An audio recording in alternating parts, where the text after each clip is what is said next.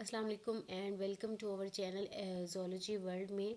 आज हम पढ़ेंगे सेल के बारे में कि सेल क्या है। सेल है fundamental unit of life, basic unit है लाइफ का। और सेल क्या है? Basic structural and functional unit है लिविंग ऑर्गेनिजम्स का। और ये जो लिविंग ऑर्गेनिजम्स होते हैं वो मैनी सेल से मिलके बने होते हैं। जो लिविंग ऑर्गेनिजम्स में डिफरेंट एक्टिविटीज़ होती हैं वो इन्हीं सेल्स की वजह से होती हैं। अगर हम बात करें सेल थ्योरी के बारे में, तो सेल थ्योरी क्या है? ये कलेक्शन है डिफरेंट आइडियाज़ और कंक्लूजन्स की, जो डिफरेंट साइंटिस्ट ने over the time information collect की थी किसके बारे में? डिस्क्राइब करने के लिए सेल के बारे में, कि सेल्स क्या होते हैं और सेल किस टाइप की एक्टिविटी करते हैं लिविंग ऑर्गेनिजम्स में। ऑल लिविंग थिंग्स जो होती हैं वो एक या एक से ज़्यादा सेल से मिलके बने होते हैं। और ऑल लिविंग सेल्स जो होते हैं वो अराइज करते हैं प्री एग्जिस्टिंग सेल से, जो ऑलरेडी सेल्स प्रेजेंट हैं। और इस प्रोसेस को क्या कहते हैं? डिवीजन के थ्रू होते हैं। ये सेल क्या है? बेसिक यूनिट है किसका? स्ट्रक्चर एंड फंक्शन का। इन लिविंग ऑर्गेनिज्म में different type of the structures present हैं जो डिफरेंट फंक्शंस परफॉर्म करते हैं सेल में। उसके बाद सेल थ्योरी की डिस्कवरी के बारे में पढ़ें तो रॉबर्ट हुक ने 1665 में डिस्कवर किया था सेल को। और लिविंग सेल जो ऑब्जर्व किया था वो एंटोन वैन ल्यूविन हुक ने किया था 1674 में। और रॉबर्ट ब्राउन की बात करें तो उन्होंने 1883 में डिस्कवर किया था न्यूक्लियस को। और जो सेल के अंदर कंटेंट प्रेजेंट होता है उसको डिस्कवर किया था फ्लिक्स दुर्जेडीन ने 1835 में। और 1838 में प्लांट सेल्स को डिस्कवर किया था किसने? माइथियस शेल्डीन ने। और 1839 में जे पुरकिंस ने डिस्कवर किया था या नाम दिया था उस फ्लूइड कंटेंट को जो सेल के अंदर प्रेजेंट होता है, उसको उसने प्रोटोप्लाज्म का नाम दिया था। और एनिमल सेल्स की बात करें कि एनिमल किस चीज़ से मिलके बने हुए, नंबर ऑफ सेल से मिलके बने हुए थे। दी ऑर्डर शॉवन ने 1839 में इस बात को प्रपोज किया था। और 1845 में कार्ल हिनरिच बैरून ने प्रपोज किया था कि सेल क्या है? एक बेसिक यूनिट ऑफ लाइफ है। और 1855 में रूडोल्फ विर्कू ने प्रपोज किया था कि जो ऑल सेल्स होते हैं वो एग्जिस्ट अराइज कहाँ से करते हैं? प्री एग्जिस्टिंग सेल्स से, जो पहले से ऑलरेडी सेल्स प्रेजेंट हैं। अगर हम बात करें यूनिसेलुलर ऑर्गेनिजम्स की, तो वो ऑर्गेनिज्म जो एक सेल से मिलके बने होते हैं उनको हम क्या कहते हैं? Unicellular organisms. इसमें आते हैं Euglena and paramecium and yeast. अगर हम बात करें मल्टी सेलुलर ऑर्गेनिजम्स की, तो वो ऑर्गेनिज्म जो एक या एक से ज़्यादा सेल से मिलके बने होते हैं उनको हम क्या कहते हैं? Multi cellular organisms. और इसमें आते हैं प्लांट्स, एनिमल्स एंड फंगस। और अगर मल्टी सेलुलर ऑर्गेनिजम्स को हम देखें अंडर माइक्रोस्कोप, सो ये लीफ सेल है प्लांट का और ये अंडर माइक्रोस्कोप ऐसे नज़र आता है। और मसल सेल्स को देखें तो ये अंडर माइक्रोस्कोप ऐसे नज़र आएगा। अगर साइज़ ऑफ सेल की बात करें तो ये वेरी करते हैं, इनके साइज़ जो होते हैं वो डिफरेंट होते हैं according to their structure and functions. Most cells जो होते हैं वो स्मॉल होते हैं, उनको माइक्रोस्कोपिक कहते हैं। और कुछ जो होते हैं वो लार्ज होते हैं, उनको मैक्रोस्कोपिक कहते हैं। और यूनिट जो यूज़ किया जाता है सेल के साइज़ को मेजर करने के लिए उसे हम क्या कहते हैं? माइक्रोमीटर। अब 1 माइक्रोमीटर किसके इक्वल है? 1000 मिलीमीटर के। और यहाँ ये माइक्रोप्लाज्म का स्ट्रक्चर है, ये स्मॉलेस्ट सेल है और इसका साइज़ है 0.1 माइक्रोमीटर। और अगर हम लार्जेस्ट सेल की बात करें तो ये ऑस्ट्रिच एग है। ऑस्ट्रिच का एग शुतुरमुर्ग का एग है। और ये क्या है? लार्जर है और इसका साइज़ के 18 cm।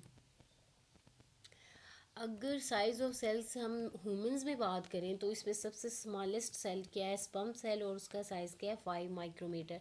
और अगर हम लार्जेस्ट की बात करें तो वो ओवम है, एग है, वो बड़ा साइज़ है उसका 120 माइक्रोमीटर। और अगर हम लॉन्गेस्ट की बात करें, लॉन्गेस्ट मतलब ये लंबा, और लार्जेस्ट मतलब बड़ा, और ये नर्व सेल्स हैं, इनका साइज़ 1 मीटर है।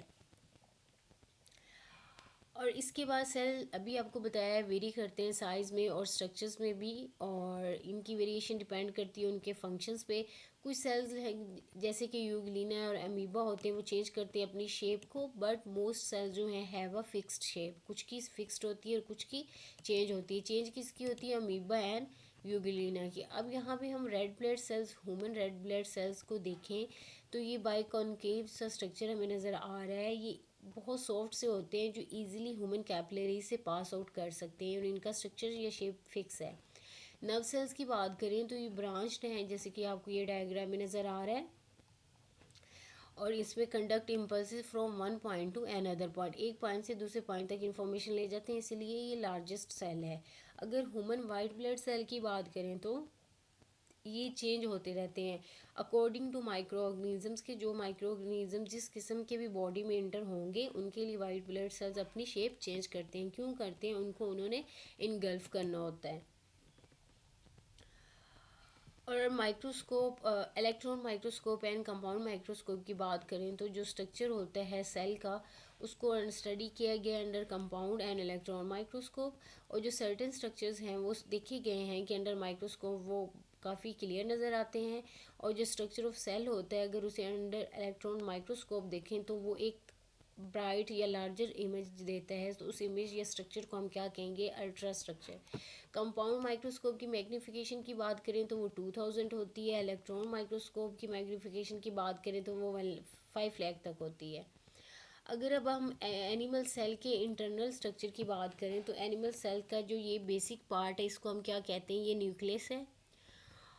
और यहाँ पे ये गोल्जी बॉडीज प्रेजेंट है, ये ऑर्गेनेलिज हैं और इनके डिफरेंट फंक्शंस हैं और इनको डिफरेंट आगे डिटेल में नेक्स्ट वीडियो में वन बाय वन इनको डिटेल में डिस्कस करेंगे। ये nucleus first part and second part is Golgi body and third is ये कप लाइक स्ट्रक्चर जो है ये वेजिकल्स हैं और ये माइटोकॉन्ड्रिया है, पावर हाउस, एंड ये आउटर कवरिंग जो है वो प्लाज्मा मेम्ब्रेन है। और यहाँ पे ये 6 वाला पार्ट ये साइटोस्केलेटन है और ये 7 पार्ट क्या है? सेंट्रियोल्स हैं। और ये 8 वाला पार्ट लाइसोसोम है जो डाइजेशन में हेल्प करता है। और 9 पार्ट है साइटोप्लाज्म। और उसके बाद 10 जो है वो रफ एंडोप्लाज्मिक रेटिकुलम की ये तह नज़र आ रही है और ये स्मूथ है ये अपर। और ये 12 वाला पार्ट ये जो आपको बेसिक नज़र आ रहा है ये न्यूक्लियस के अंदर न्यूक्लियोलस है। अगर प्लांट सेल की बात करें तो इनमें कौन कौन से पार्ट्स हैं? इनके ये सबसे बेसिक पार्ट न्यूक्लियस, यहाँ पे इसकी गोल्जी बॉडीज प्रेजेंट है, ये इसका वेजिकल पार्ट है और ये इसकी प्लाज्मा मेम्ब्रेन और ये यहाँ पे इसके लाइसोसोम प्रेजेंट है और ये इसका माइटोकॉन्ड्रिया है। और ये इसका क्लोरोप्लास्ट है जिसके थ्रू इसकी फोटोसिंथेसिस होती है। और ये इसकी सेल वॉल है और ये बिगेस्ट जो पार्ट है ये इसका वैक्यूल है। ये जो पार्ट है 10 वाला ये स्मूथ एंडोप्लाज्मिक रेटिकुलम है और 11 वाला रफ एंडोप्लाज्मिक रेटिकुलम है। और ये न्यूक्लियस के अंदर क्या प्रेजेंट है? न्यूक्लियोलस। अगर हम बैक्टीरिया सेल की बात करें तो इसमें सेल वॉल प्रेजेंट होती है और प्लांट सेल्स में भी सेल वॉल प्रेजेंट होती है। एनिमल सेल्स में सेल वॉल नहीं प्रेजेंट होती और प्लाज्मा मेम्ब्रेन प्रेजेंट होती है। बैक्टीरिया सेल में बात करें तो ये फर्स्ट वाला जो है इनका ये कैप्सूल है और ये साइड पे आउटर कवरिंग इसकी सेल वॉल भी प्रेजेंट है, इसमें सेल मेम्ब्रेन भी प्रेजेंट है।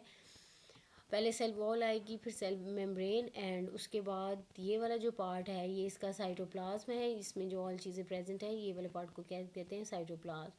फिफ्थ वाला पॉइंट जो है ये लॉन्ग सी टेल नज़र आ रही है फ्लैजिलियम में जो इसके मूवमेंट में हेल्प करती है। और उसके बाद जो 6 है यहाँ पे फूड ग्रेन्यूल प्रेजेंट है जिसमें फूड स्टोर होती है। और ये एक्स्ट्रा सेलुलर प्लाज्मिड डीएनए है। और ये 8 वाला जो पार्ट नज़र आ रहा है ये राइबोसोम्स है।